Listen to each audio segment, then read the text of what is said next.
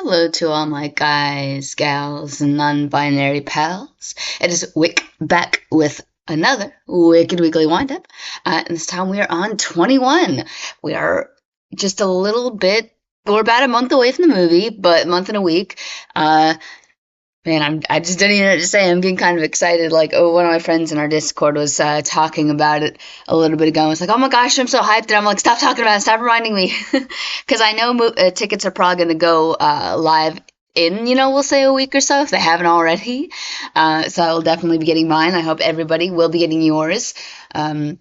And also, again, in light of us nearing the final month, probably on November 1st, I will start releasing daily Wicked questions on my Discord server to see if people will answer. And like I said in my previous episode, to whoever answers the most by the end, I suppose, which will be November 22nd, since that's when the movie drops, I'll buy them Nitro or something of that nature, just kind of as a reward to celebrate a little. I just wanted to do something to be a little more interactive with the community as we get closer and closer to the movie release date.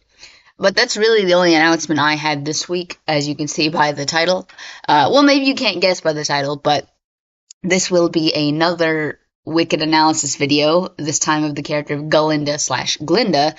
And in particular, as I was thinking about how I wanted to do this analysis, I was like, oh wait, I think that, whoever was in charge of her character in this way did a really good job of kind of showing her arcs and developments through her clothing, her outfit changes, and that's definitely a very fitting thing for Miss Glinda. Because not to say Elphaba doesn't have costume changes, because we do know she does, of course, but they're definitely more flamboyant with Glinda, so that's kind of why that's the lens I chose to look at this analysis through.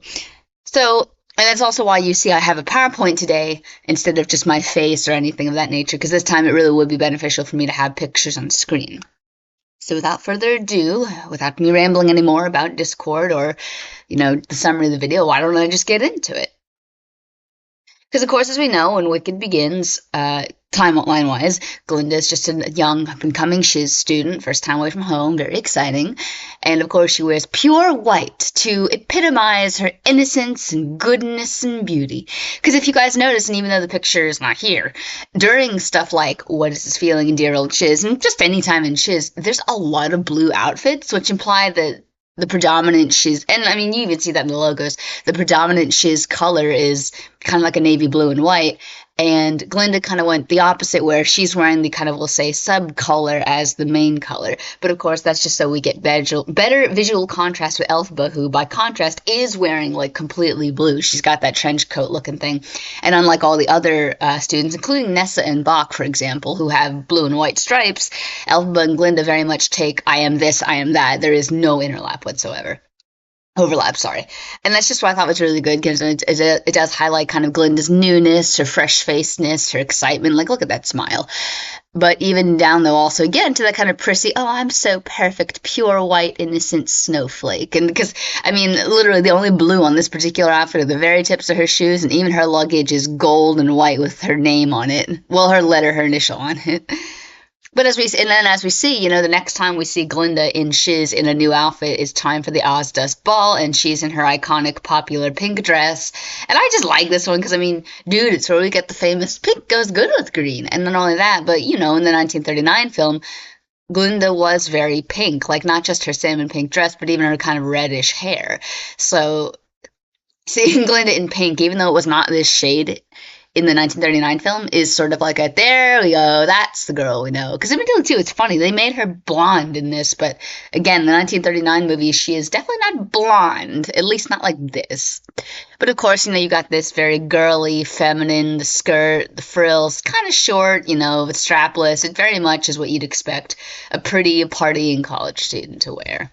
I just wanted to comment on it because I like the dress. And then, technically, before we get to this scene, we go back to Glinda in the white dress, her shiz uniform, because it's the kind of Lion Cub scene and the send-off to One Short Day. But by this point, Elphaba and Glinda are friends, so I think it's kind of meaningful that for all intents and purposes, I mean, it's also because of the timing, you don't go back to shiz after this scene. But the last time we see Glinda in her all-white shiz uniform is right before she and Elphaba depart for the Emerald City, and Elphaba's finally wearing white as well. So to me, and I should have put a picture of that, to me that symbolizes, even though Glinda still has to kind of put on appearances and look pretty for school, not just because of the uniform thing, but she's got the reputation she wants to uphold, that she and Elphaba are closer such that, one, they're talking to each other in public and not trying to kill each other, and two, again, Elphaba is also wearing white, because, she even opens the sea with a toss, toss, ha ha ha, before Fiero's kind of like, you don't have to do that, right? So, just kind of, again, even though Glinda's outfit doesn't change in that scene necessarily, you still see character development happening around her through others that impact her. Because, this is also the scene when she goes, I shall now be Glinda and not Galinda. And granted, I don't really like how the musical took away from it. Because in the book, she chose to change her name in honor of Dr. Delamain for being killed. It was a symbol of her character development growth from this child freshman to a young adult woman who witnessed, well, not directly, but who was somewhat knew somebody who was straight up murdered. And then the musical flipped it to, oh, she did it to impress Fiero, and then was disappointed when Fiero wasn't impressed anyways. Kind of rubbed me the wrong way there. I don't know if they're going to keep that version in the movie. They probably will, but I'm just like, please don't. Because again, it should be about Glinda, stepping into her own political awareness the way Elphaba had hers. But anyways, to actually get to One Short Day, of course it makes sense, she's got to dress up, but she's wearing gold now, because I guess it contrasts better with the Ozians, green and gold, because Elphaba's already the green, so Glinda's already the gold. It also matches her hair, so to me this is just another example of Elphaba and Glinda visually complementing one another very well. Their original goal was to see the wizard together, and presumably even work and live in the Emerald City together someday. So to have them be in green and gold like the city is very much a heavy-handed, one short day in the Emerald City. And even though it's only one short day, they talk about, someday we'll move here, it'll be you and me, just two friends, two gay friends, two best friends, aka wives. That it just, again, shows not just Glinda's beauty and, I gotta match with the fashion around me, but just, again, that part of now matching involves considering Elphaba. So, because, it would have been cool to see Glinda in green, but I guess they didn't want to overload and oversaturate, so by default, with Elphaba being green, they were like, give Glinda the other color, and that was gold in this case. Because fittingly enough, the person, the extras in the background, hair's kind of pale. I know that wasn't they had to give this person a blonde wig, but it does kind of go back to what I was just saying about the gold and green. Because then the next time we see her, technically, is Thank Goodness, which also has the gold and green. That's why, in particular, I chose this photo. Because a lot of others didn't show the gold flowers or the kind of rust gold Oz stand that she's on. Because the outfit itself is more of a pale green, except for the collar and the sleeves. But I think that again shows the good symbolism of she's kind of being converted, molded into the good little Ozian Emerald City vizier that Morrible and the wizard want. She's not all the way there yet, but again, the color is different. It is the first time we've seen her in something akin to green, and it's literally in the part where she's playing the ultimate role of thank goodness, everything's happy, don't feel sad, and she's telling it to herself and to the Ozians. I believe also, please feel free to correct me, somebody, but I thought I read somewhere once a long time ago that this outfit was also somewhat inspired off of, sort of what you'd expect a First Lady to wear. Obviously, First Ladies didn't run around in asymmetrical outfits with a whole arm exposed, but I think someone said, the hat and the style of, the front upper piece was kind of inspired off of, First Ladies type stuff. But if I'm wrong about that, feel free to correct me. I just thought it was a bit of interesting trivia, but if it's wrong, I do not mean to spread misinformation. I'm not Morrible or the wizard. But again, it just kind of goes to show this Glinda quite literally being changed inside and out by the wizard.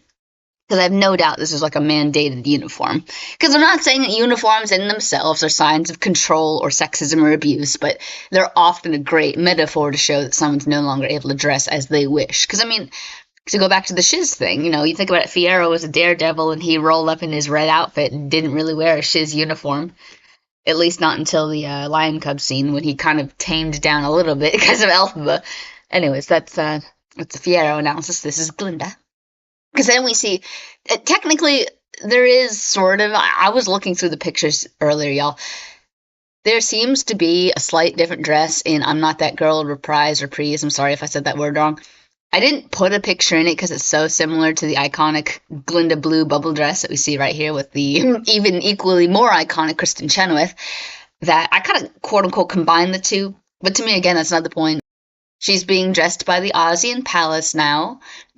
Long, flowing, glittery skirts, poofy stuff, the sleeves. It's a dress in both situations, which again just further goes to show, the mix of her I'm feminine and the mix of I have to be beautiful. I am the face of Oz. I can't be running around in what I want to be.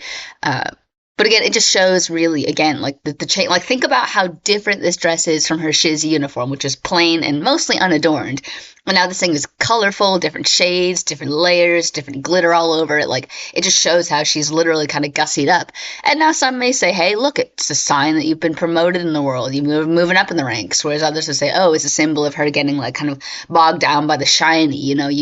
She's just glittery bubbles. It's like, well, who are you really? Where's the woman of substance? But it's a metaphor, again, for how she has to hide and kind of herself behind. You can't see me behind the sparkles and the bubbles because I have to hide myself. But what I think my favorite one was a long time ago, and a picture of her and Elphaba during For Good pointing out that, yeah, again, look between this dress and Glinda's first, from white to blue, light blue. It's like people were saying she was essentially stained by Elphaba, who rolled up in that navy blue. When during What Is This Feeling, you see white versus blue. Then in For Good, Glinda has this bluish, whitish dress. The idea that quite literally she's been changed by Elphaba for good.